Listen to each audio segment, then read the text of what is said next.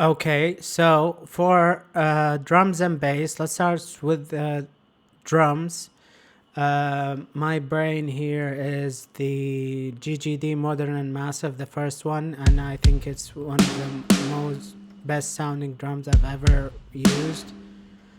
And uh, not a lot of processing going there, except for kick, some EQ, snare. I use this transient master to add a little bit more sustain and snap.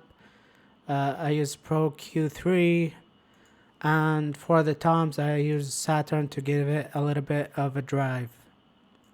That's mainly my drum sound. And then on the master bus of the drum bus, I use drums warm and wide. Let me move this so you can see. Along with the saturator and some processing here. I basically toggled to see what sounds best and stick with it from there. Yeah, not a lot of processing, but enough. So here's how the drums sound on its own.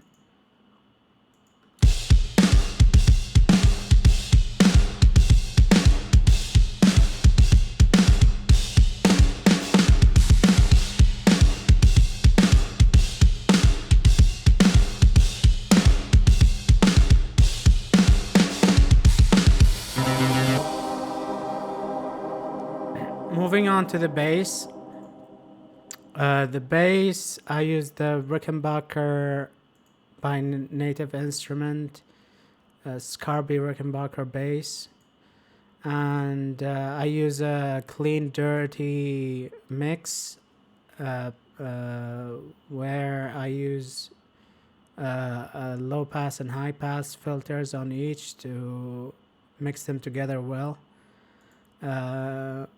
That's the only processing, along with some compressor, EQ, and bass parallel, punch and parallel.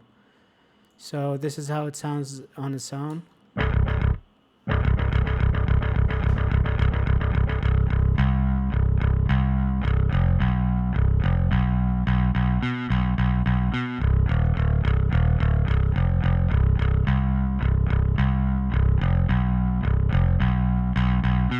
With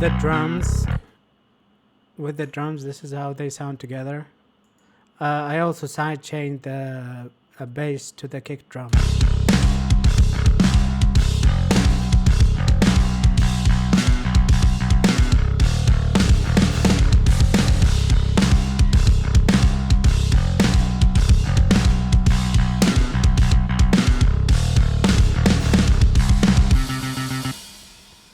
Yeah. This is basically the bass and drum mix.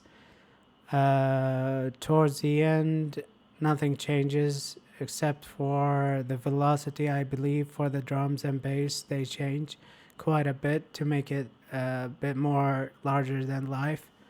So yeah, this is drums and bass. I'll see you in the next where we discuss vocals. So here's the vocal where most of the processing happens.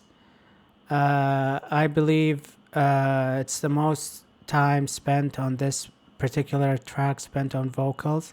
And I did a little bit of mistake where I did some razors and impacts, and I put them in through the vocal chain, which is, it was bad, but the trade-off is that you get in tune razors. So yeah, that's the mistake, the only mistake in this mix, or unintentional holes in the mix. But other than that, everything done was intentional. Here's the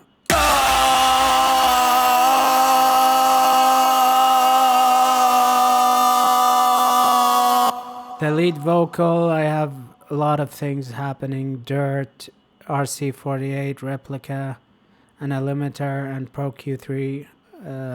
This is the signal chain. Let me move this here so you can see. I'm not gonna explain everything, but mainly the dirt to give it that distortion, and RC for reverb, replica for delay, and limiter is a limiter.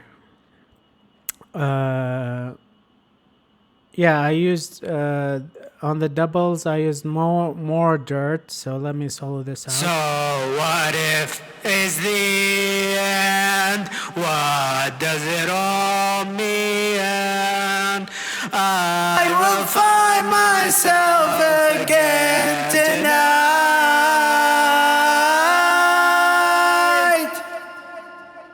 So the vocal, the lead is -8 dB and the double is -18, but has more distortion, so it complements well, and it sets, I believe, decently in the mix. I'm not gonna go through all these parts because the video will be an hour long. And on the master bus of the vocal, I run Ableton's Auto Shift, VCA, VC2A, VC76, and some bright and clean vocal thing on Ableton with the DS compressor, high EQ air, and a voice controlled multi-band compressor. And yeah, this is my vocal chain, guys.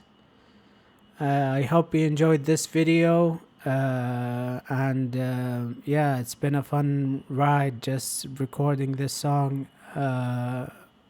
just by experimenting on the state machine alt textures, adding guitars, adding bass and drums, and finally recording and composing and writing all the lyrics for this song. So yeah, if you want to check it out, the link in the bio or down in the comments, you'll see your favorite streaming service there. So just click it and give it a listen, and I appreciate your feedback. Peace out.